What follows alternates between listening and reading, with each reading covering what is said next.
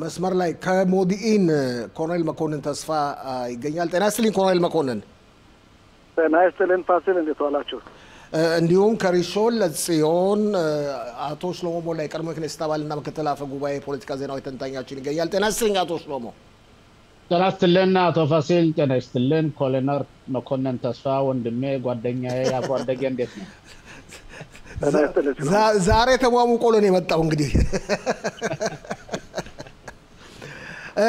ኮሎኔል ባንተ ልጀምርና ሁለታችሁም አጠር ባለ ሁኔታ እንድትገልጹልኝ ፈልገው እስራኤል ምን ያህል ለልጆቿ ታጋይ እንደሆነችና ምን ጊዜ እንደማዘነጋቸው ከ43 ዓመት በኋላ የተመለሰው መጋቢ አምሳ አለቃ ጽቢ ፌልድማን አጽም ምስክር ይሆናል አይደለም እንዴ ኮሎኔል መኮንን? ትክክል። ዛሬ ከ43 ዓመት በኋላ በሱልጣን ያዕቆብ በሚባለው ጦርነት የወደቀው እስራኤላውያን አስከሬኑ ወደ እስራኤል ሀገር ተመልሷል። ለዛም ነው እስራኤል ማንኛውንም ቁስለኛም ይሁን የሞቱ ወገኖቿን ወታደሮቿን የትም ገብታ ወደ የሚፈቀደው ወደ እስራኤል ቀብር ለማምጣት ምን ጊዜም ጥረቷ ነው። ለዛም ነው በአሁኑ ሰዓት በጋዛ ውስጥ የሚደረገው ጦርነት አንደኛ የታገቱ ነፍሳቸው ያሉ ለማስመለስ፣ ሌላው ደግሞ የሞቱትን ወደ ኬቨር እስራኤል ወይም ወደ እስራኤል የቀብር ስነ ስርዓት የሚከበርበትን ዘይ እየተፈለገ የሚገኘው። ስለዚህ ነገር ተገቢ ነው፣ ግዴታም ነው። ግዴታ እስከሆነ ድረስ እስራኤል በአሁኑ ሰዓት የነበራትን ጊዜ ተጠቅማ በሱሪያ ውስጥ ይህን ድርጊት ፈጽማለች ማለት እችላለሁ። አቶ ሽሎሞ በመጀመሪያ ደረጃ ሁላችንም ቢሆን የምንኮራበት ነው። ማለትም እስራኤል ምንጊዜም ቢሆን ዜጎቿን ወታደሮቿን ክፍት የሆነ ነገርን ያልተዘጋን ምዕራፍ ለመዝጋት እስራኤል ከመስራቷ ወደ ኋላ አትልም። እኛ አሁን እያወራን ያለ ነው አቶ ፋሲል፣ እርግጠኛ ነኝ ወንድሜ መኮንን ተስፋም እኔም እዚህ ሀገር አልነበርንም። ጦርነቱ ሲካሄድ በ1982 ዓ.ም እኛ ከዚህ ከመጣን 41 ዓመታችን ነው። ማለትም የእስራኤል ማህበረሰብ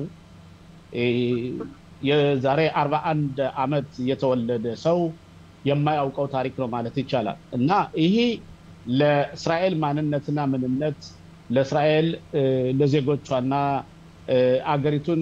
የአገሪቱን ዳር ድንበር ለማስከበር ሄደው ህይወታቸውን የሚሰጡትን ሰዎች የማትረሳ መሆኑን በዚህ አጋጣሚ ትውስታችን ሊሆን ይችላል።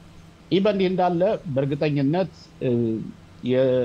ይህ ጉዳይ ደግሞ የጦርነቱ ውጤት ነው ማለት ይቻላል። ምክንያቱም እስራኤል በዚህ አካባቢ በመካከለኛው ምስራቅ የምታደርገው ፊልሚያ የአሳድ ፈርጥቶ መጥፋት ጁሊያኒ እስራኤልን ለመታረቅ ወይም ደግሞ ከእስራኤል ጋር ያለውን ወዳጅነትና ጉርብትና ለማጠናከር እንደሚታወሰው እስራኤል ውስጥ ለውስጥ ከሱ ጋር እየተነጋገረች ነው ይባላል። ስለዚህ ምናልባት ይሄ ውጤት ወይም ይሄ ወንድማችን አስክሬን ወደዚህ ሊመጣ የቻለው የዚህ ውጤት ሊሆን ይችላል። ስለዚህ በቀላሉ የምናየው ነገር አይደለም። ከጀርባው የዲፕሎማሲ ስራዎች ሊኖሩ ይችላሉ። እንደሚታወሰው ኤሊ ኮሄን የሚባል ለምሳሌ የደማስቆ ጆሮ ጠቢው የሚባል በመግቢያ ላይ ተናግሬያለሁ እኮ አሁን ከፍተኛ ጉጉት እሱ ነው የሚጠበቀው እስካሁን ድረስ። አዎ እሱ አለ። እንዲሁም ሌላ ዘካሪያ ባውመል የሚባልም አለ፣ ሌሎችም አሉ። ማለትም በአጠቃላይ ገና እስካሁን ድረስ ያልተጨረሰለ አንርሳ። ሮን አራድም አለ። ሮን አራድም ያው አውሮፕላን አብራሪ የነበረው እሱም የት እንደደረሰ አይታወቅም። ስለዚህ እስራኤል አትተኛም፣ አታንቀላፋም። ዜጎቿን ለራሷን ለመከላከል ሲሉ የወደቁትን ወይም የጠፉትን እየተከታተለች ማምጣቷ ለወታደር ለሚሄደው ወጣት ለሚታገለው ለዚህ ሁሉ ጥሩ ምሳሌ ነው፣ ሞራል ይሰጠዋል። ስለዚህ በእውነት ይሄ ድርጊት ጥሩ ነው። ግን ይሄ ፍጻሜ የዚህ ወንድማችን መምጣቱ ከሱሪያ ጋር ምናልባት አዲስ ምዕራፍ ሊከፍትልን ይችል ይሆናል የሚል አመለካከትም አለ። ምክንያቱም ኤልጁሊያኒ የማይፈልገው ነገር አለ። እስራኤል ከድሩዞችና ከቱርኮች ጋር ወይም ደግሞ ከቱርክ ሳይሆን በሰሜን ኩርዲስታኖች ጋር ጽፈን በሁለቱን ብሔሮች እስራኤል ከያዘች ምናልባት አንገቴ ላይ ገመድ ሊተበተብብኝ ይችላል ብሎ ስለሚፈራ እሱ አሁን ያለው አማራጭ እስራኤል ባለችበት ሱሪያ ባለችበት ራማታ ጎላንን ሳትመልስ ድርድር አድርጌ ሰላም ብፈጥር ይሻላል የሚለውን አስማሚያ ያያየም ነው ይችላል። በዚህ አጋጣሚም ያው ከመግቢያ አንተ እንደተናገርከው ኤል ጁሊያኒ ትራምፕ ሊያገኘው ይሄዳል። እነዚህ ነገሮች ሁሉ ጥሩ ነገሮች ናቸው። ኮሎኔል መኮንን እስቲ ወደ አንተ ልመለስና ሁለታችሁንም ነው የምጠይቀው። በአዛ ያለው ተጨባጭ ሁኔታ አሁን እስካሁን ድረስ መፍትሄ አላገኘም። ምናልባት ታጋቾች ይለቀቃሉ ተብሎ እየጠበቀ ነው። ያም ሆነ ግን የእስራኤል መከላከያ የሚፈጽመውን ግዳጅ እንደቀጠለ ነው። ጦርነቱ እንዲቆምና ታጋቾች በአስቸኳይ እንዲመለሱ የሚለውን አመለካከት እንዴት ታየዋለህ ኮሎኔል መኮንን? ትክክል። በአሁኑ ሰዓት በመጀመሪያ ሽሎሞ ካለው ላይ ቢጨምር ስለ ሱሪያና ስለ ወታደሮች እንዴት እንደመጡ ኤሊ ኮሄን እንዴት እንደሚፈለግ ማሳነስ ስለሚሆንብኝ ከሱ በላይ የሚጨምረው ነገር የለኝም። ኦኬ። ወደ አዛ ስገባ ግን በአሁኑ ሰዓት አንደኛ መከላከያ ኃይል ተዘጋጅቷል ጀሃነም የሚባለውን ለማውረድ። ሌላው በዛሬው ዕለት እንኳን 3 ብርጌዶች እንደገና ተጠባባቂ ብርጌዶች ተጠርተዋል እንዲገቡ ተደርጓል። በአሁኑ ሰዓት የሚጠበቀው ከዚህ ከኢንተርቪው በፊት እንደገባይ ከሆነ እንዳነበቡት ከሆነ ሳውዲያ የሚመጡት ትራምፕ በሳቸው ድርድር ላይ ምናልባት ለተወሰነ ጊዜ እስራኤል ይሄን ጦርነት አቁማ ከ10 እስከ 10 የሚሆኑ ነፍስ ያላቸው የታገቱ ወገኖቻችን እንዲመለሱ የሚል መላምልት አለ። ያህም ነገር በካታርና በሳውዲያ ውስጥ ቀርቧል። ምናልባት ይህ ነገር ሐሙስ ወይም መክሰኞ ከተቋጨ መልካም፣ ጦርነቱ ይቁም የሚል ነገር የለም። ጦርነቱ ግን ለጊዜው ደብዘዝ ይበልና የታገቱ ወገኖቻችን ይፈታ የሚል አመለካከት ነው ያለ። ስለዚህ እስራኤል ይህን የማትቀበልበት ምንም አይነት ተአምር የለም። የእሷን ፍላጎት የታገቱ ወገኖቻችን እንዲመለሱ ነው። ሁሉንም ከማጣት 10 መልካም ነው። ከዛ በኋላ ደግሞ በሂደት የምናየው ነው ማለት ነው። ሆኖ ግን ይህን ስምምነት ምናልባት ሐማስ ካልተቀበለው ትራምፕ በተመለሱ እንግዲህ ትራምፕ የሚመጡት ወደ መካከለኛው ምስራቅ መጀመሪያ ሳውዲያ ነው። ከዛ በኋላ ወደ ኤሚሬትና ወደ ካታር ይሄዳሉ። በተለይ በካታር ላይ የሚያደርጉት ጫና በሐማስ ላይ ውጤት ሊኖረው ይችላል የሚል አመለካከት አለኝ። ካልሆነና ሐማስ ይሄን በተለይ የውጭ ሐማስ ይሄን ነገር ካልተቀበሉት በእኔ በኩል እስራኤል ቁርጠኝነቷን ወስዳለች፣ ጀሃነም ታወርዳለች። የእርዳታ ኃይል የሚከፋፈልበት ዘና መሰረት ተመድብሏል። ሁሉም ነገር በአሁኑ ሰዓት ሐማስ እንዳይደርስ የሚደረገው ጥንቃቄ ላቅ ያለ ነው። እንደ ድሮው ሳይሆን በተለየ መንገድ ኢታማጆር ሹሙ ያወጡት ፕላንና የነደፉት ሁኔታ ለየት ስለሚል ምናልባት የሐማስ ሁኔታ በዚህ በኩል ሊገባደድ ይችላል። እንደ መሰለኝ ግን የትራምፕ ፕሮፖዛል ወይ በትራምፕ እንደ ማደራደሪያ ብለው የቀረቡት ሐማስ ከግዛት ላይ እንዲኖርና አስሮችን እንዲፈታ የሚል አመለካከት አለ። ምናልባት በእስራኤል ሀገር በኩል ይሄ ነገር ተቀባይነት አይኖረውም። ይሄን ደግሞ ቆይተን የምናየው ይሆናል ማለት ነው። አቶ ሽሎሞ። አቶ ፋሲል፣ እኔ እንደመስለኝ ከሆነ ፕሬዚደንት ትራምፕ ሊጀምር ነው። እሺ አዳምጥ ኮሎኔል መኮንን። አሁን ምን ማለት ነው ይፈልጋቃለሁኝ። እሺ ቀጥል። የእሳቸው ጉዞ ወደ እነዚህ ሀገሮች ወደ ሳውዲ ወይም አረብ ኤምሬት እንዲሁም ካታር ጧት ሲነሱ ምን ጠጥተው ተነስተዋል ወይስ ምን ህልም አልመው ተነስተዋል? ጥሩ ህልም አልመው ተነስተው ከሆነ ለእስራኤል ምናልባት ሊሰራ ይችላል። እስካሁን ድረስ ግን ትራምፕ በእውነት በተለይ የቀይ ክንፍ ደጋፊዎች እስራኤል ሀገር ውስጥ እያንጨበጨቡ ትራምፕ መጣ እሳቸው የኛ መሲህ አድርገው አይተዋቸው ነበረ። እኔ እንደመስለኝ ከሆነ እስካሁን ድረስ ትራምፕ እያሳዩን ያለው ገጽታ እኔ በተግባር የሚታዩ ነገሮችን ነው እና ወንድሜ አቶ መኮንንም እንዲያዳምጠኝ አንተም በጥሞና እንድትሰማኝ እያዳመጥን ነው። መኮንን ምን ልዘረዝርላችሁ ፈልጋለሁ። አጠር መጠን አድርገህ ሁላችን እንድንነጋገር። ኢራንን በተመለከተ ኢራንን የኒውክሌር ቦምብ እንዲኖራት ተስማምቷል። መሰረታዊ ስምምነታቸው ያው ነው። ትላንትና ዊትኮፍ የተናገረውን ሰምተህ የለ እንዴ? እሺ ቀጥል፣ በኋላ ትመልሳለህ። ኦኬ እሺ። ኢራኖች የኒውክሌር ቦምብ ፕሮግራማቸውን ህልማቸውን አልሳቱም፣ አልተውም። ምናልባት ኡራኒየም ይባላል ወዲያውኑ አሁን የጀመሩትን ተሎ አቀጣጥለው ቦምብ ላይ ደርሱ ይችላሉ። ግን ህልማቸውን መርሳት የለባቸውም። ትራምፕ ቢፈልግ ኑሮ ከእስራኤል ጋር ተቀናጅቶ በአየር ኃይል ነበር ማንኮትኮት የሚቻለው። ስለዚህ እስራኤል ይህን ፍላጎት እያላት እንዲያውም እስራኤል እንዳትወጋቸው አግዶናል። ሁለተኛ ደግሞ አዛ ላይ ገሃነብ አመጣለሁ እያለ ሲዝት ቆይቷል። በነገራችን ላይ ባለፈው የተጠለፉት ሰዎች የተለቀቁት በባይደን ጊዜ እንጂ በትራምፕ ጊዜ አይደለም። የባይደን ረዳቶች በእርግጥ አብረው ዊትኮፍ እነሱም ኢንቮልቭ አድርገዋል። ግን ስምምነቱ የተደረገው በባይደን ጊዜ ነው። ለታሪክም ትክክለኛ እውነቱን ነገር መናገር አለብን። ስለዚህ አሁን ግን ትራምፕ አዛ ሪል ስቴት ትሆናለች ገሃነብ ይሆናል ሲል የነበረው ቀርቶ ዛሬ የሰብአዊ እርዳታ እንዲገባላቸው ለአዛ ህዝብ ጥሩ ነገር እመኝለታለሁ እያለ ቀለሙን ቀይሯል፣ ቆዳውን ቀይሯል አቶ ትራምፕ ማለት ነው። ስለዚህ የተጠለፉት ሰዎች ያለው ኮሚትመንት ወይም ግዴታ ምን ያህል እንደሆነ ለማወቅ በጣም ከባድ ነው። ሶስተኛ ወደ ሱሪያ በምንሄድበት ጊዜ ደቡብ ሱሪያ ያሉትን ወታደሮችን አውጥቷል ለኛ ሳይናገር። ከዛ ደግሞ የወተት ዝንቦች ጋር ስምምነት አድርጓል። እነሱ ወደኛ የጦር ሚሳኤል እንዲተኩሱ ብተኩሱ ባይተኩሱ የሚያገባኝ ነው ብቻ የአሜሪካን መርከቦች አትምቱ እንጂ ብሎ ሁቲሞች ጋር እነሱ ጋር ስምምነት አድርጓል። ከአርዶዋን ጋር እየተሳሳመ ነው ያለው። ወዳጀ ነው፣ ጥሩ ሰው ነው፣ ይተቃቀፋሉ። ስለዚህ እኛ ከትራምፕ ምንድነው የምንፈልገው? ሌላው ደግሞ የምስራች አለ ይላንተ አቡ ማዘንን ሊያገኘው ነው። አቡ ማዘንን ትራምፕ ቢያገኘው ምክንያት ምንድነው? አቡ ማዘን ማግኘት ማለት የፍልስጤም መንግስት እንድትቋቋም የሚለውን ርዕዮተ ዓለም የሚከተሉና ያን ለመተግበር ካልሆነ በቀር አቡ ማዘን ለምን እንዲያገኛቸው አስፈለገ?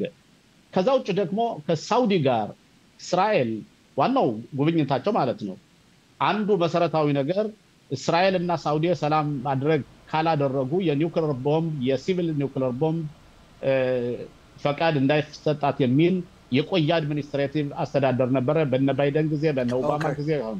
ትራምፕ ግን አሁን ወደ $500 ቢሊዮን አውሮፕላን ሊገዙት ስለሆነ የአሜሪካን አውሮፕላን ሊገዙ ስለሆነ ለሳውዲዎችም እስራኤልን ወሩራው ጥለው ስምምነት ሊያደርጉ ነው። ስለዚህ አሁን የምናያቸው ምልክቶች ትራምፕ የእስራኤል ወዳጅ አይደሉም፣ ወዳጅነታቸውን እያነሱ ነው።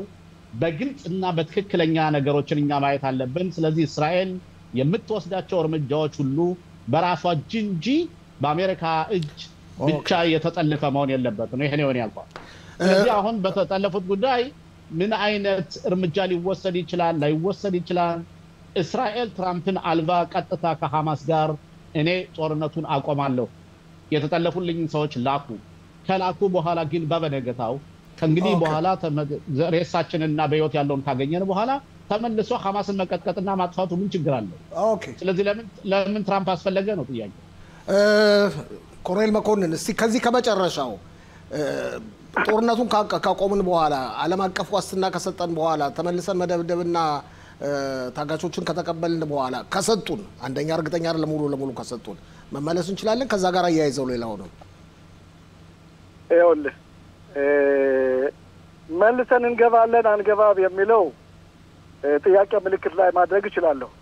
ምክንያቱም አንድን ቦታ ለቀህ ከወጣህ በኋላ እሷን ሰዳ ሙርጧን ጨበጠች ስለሚባል፣ ሁለተኛ የሐማስ ድርጅት እንደ ሐማስ አዛውት ገዥ ሆኖ ከተቀመጠ ኢላማዎቻችን አላገኘንም ማለት ነው። ምክንያቱም ምን ጊዜም ቢወስድ ከ20 ዓመት ከ30 ዓመት በኋላ ሐማስ አንሰራርቶ የእስራኤልን ህዝብ እንደገና የሚወጋበት እድል እየሰጠ ነው ማለት ነው። አንድ ምስማማበት ወንድሜ ሽሎሞ ያለው ትራምፕ እንደ ትራምፕ እንግዲህ የቢዝነስ ሰው ናቸው። ወደ ሳውዲ ያመጡበት ይታወቃል። ወደ ካታር የሚሄዱበት ይታወቃል። ወደ ኤሚሬት የሚሄዱበት ሁኔታ በሙሉ ይታወቃል። እሳቸው አንድና አንድ ነገር ነው የሚፈልጉት፣ የአሜሪካ ኢኮኖሚ እንዲያድግ ነው። ለዛም ነው እሳቸው ይሄንን አየር ኃይል የሚሸጡት። ሁለተኛ በእነዚህ ሶስት ሀገሮች ትልልቅ የራሳቸው የሆነ የጎልፍ መጫወቻ ሜዳዎች አሏቸው።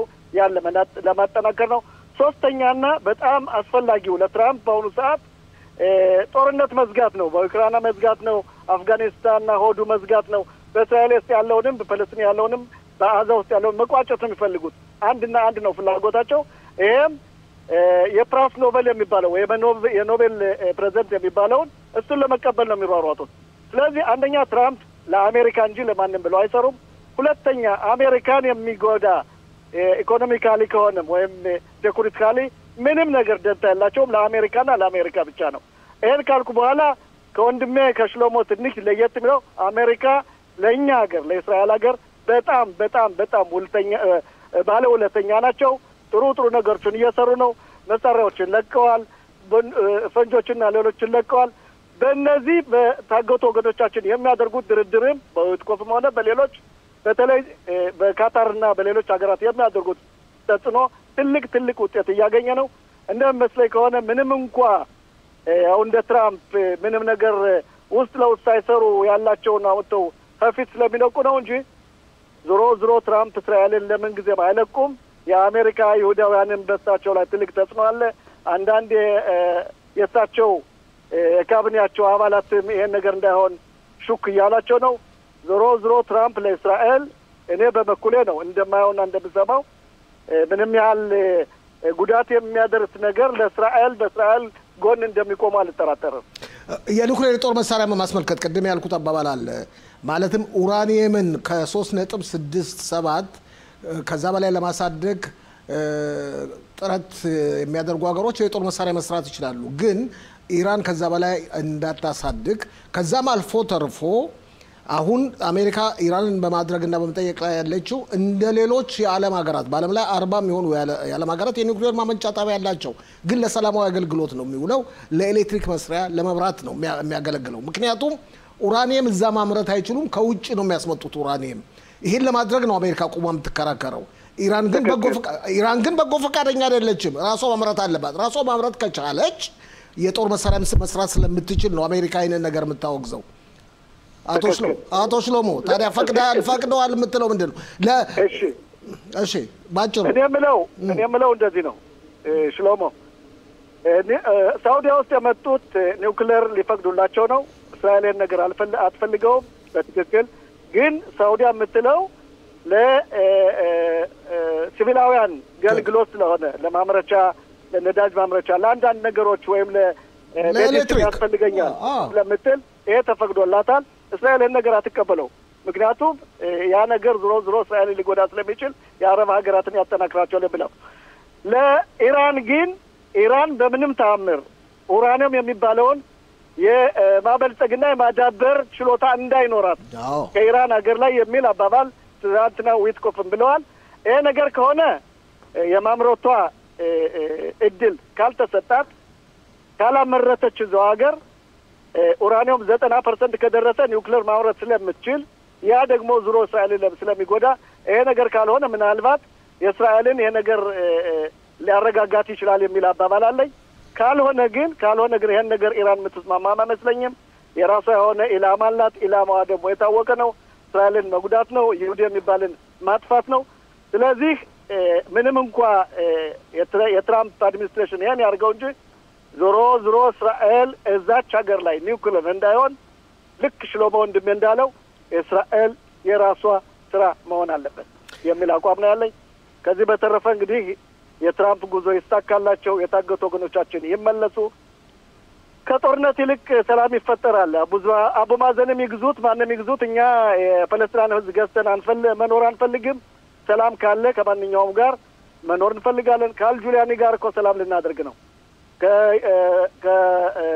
ከጆርዳኖሱ መሪ ጋር እኮ ሰላም ልናደርግ ነው። ከዮርዳኖስ አለን፣ ከግብጽ ጋር ስምምነት አለን። ስለዚህ የጎረቤት ስምምነት እኛን ያጠናክረናል እንጂ ይጎዳናል የሚል አባባል የለኝም። ኮሎኔል መኮንን ተስፋ በጣም አመሰግናለሁ። አቶ ሽሎሞ ጠብቀኛለህ። ማስታወቂያ 2 ደቂቃ ከተመለከትን በኋላ እንመለሳለን። አንተ እንግዲህ መልስ እንሰጣለህ። ኮሎኔል መኮንን አመሰግናለሁ። ለዛሬው መልካም ቀን። ደህና ቆዩልኝ። እኔም በጣም አመሰግናለሁ።